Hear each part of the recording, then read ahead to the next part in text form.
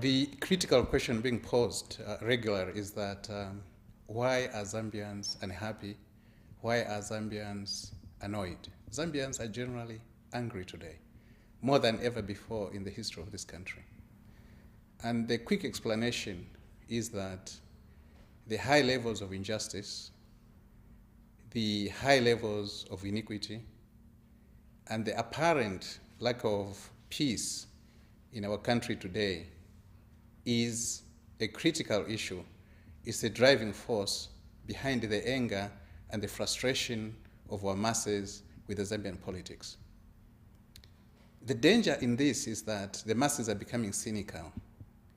They don't believe the leadership anymore. The leadership in Zambia doesn't have the message for the masses. Because it doesn't have the message, it hides the class nature, the class conflict that's so prevalent today in Zambian society. And this leadership, because it lacks the content, it lacks the substantive issues that it should bring to the masses, is resorting to agendas that are very, very narrow. One agenda that we hear of is often about ethnicity.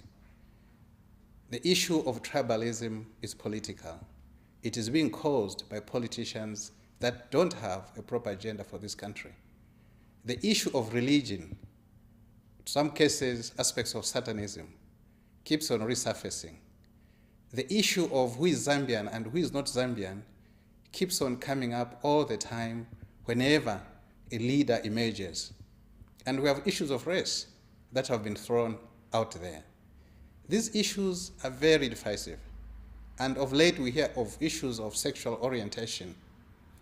You know, Zambians are very sensitive to these issues. They are raised in order to cover up the lack of content, the lack of a will, a political will on behalf of the masses, and people are becoming literally very annoyed with their politicians. So if Zambians get frustrated, sooner or later, their participation in our politics is going to wither. That's because we are not carrying the appropriate message to the masses. And can the politics change? The answer is no. The answer is an absolute no.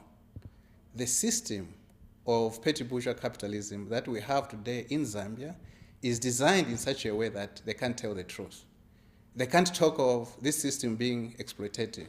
They can't talk of this system lacking injustice. And this system can only be maintained on the basis of state-sponsored violence. There's no other way around it. And that's a message that they can't openly tell the masses. And to hide that fact, they go to very divisive issues, they go to petty issues that at the end of the day preoccupy the media. And we are not doing justice to our masses.